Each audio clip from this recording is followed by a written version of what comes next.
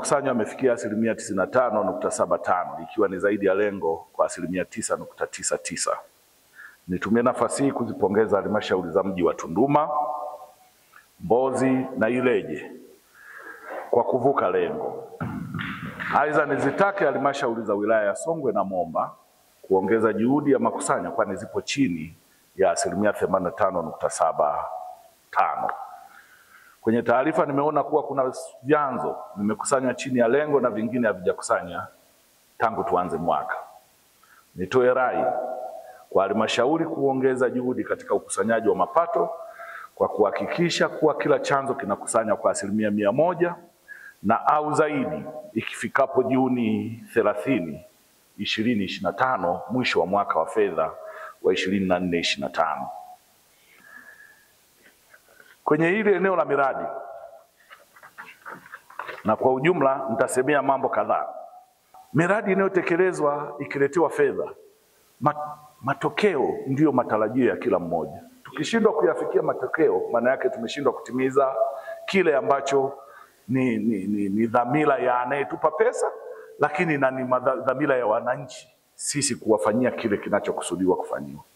Kwenye wilaya zote nyinyi mnajua miradi ambayo imeletewa fedha hizi.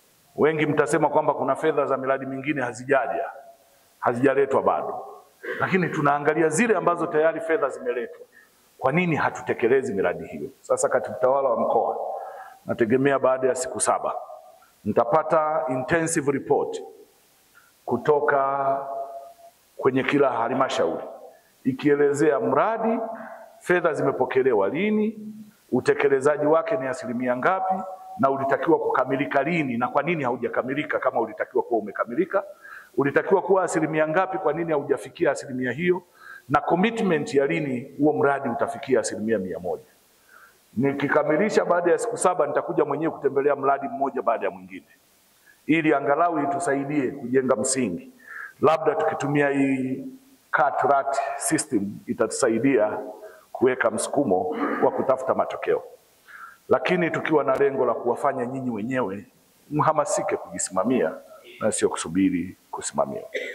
Kuna maeneo mnaenda, ukienda kiongozi unatoa maagizo linatokea. Ukitoka unajiuliza, kwani wewe ulibakia pale kusimamia? Hapana. Waliosimamia ni nani? Ni wale wale. Sasa walishindwaje kusimamia kabla wewe hujaenda? Wamesubiri mpaka wewe uende ukatoe maagizo ndio kitu kitokee.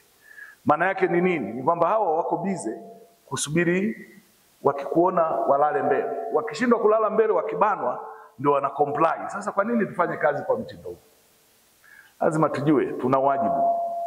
Kazi hii hamna mtu anapewa kwa sababu ana utashi wa tofauti kuliko mwingine. Tunapewa dhamana kwa heshima, kila mmoja kwa eneo lake. Kwa hiyo ni lazima tufanye na tusimamie kitu kitokee.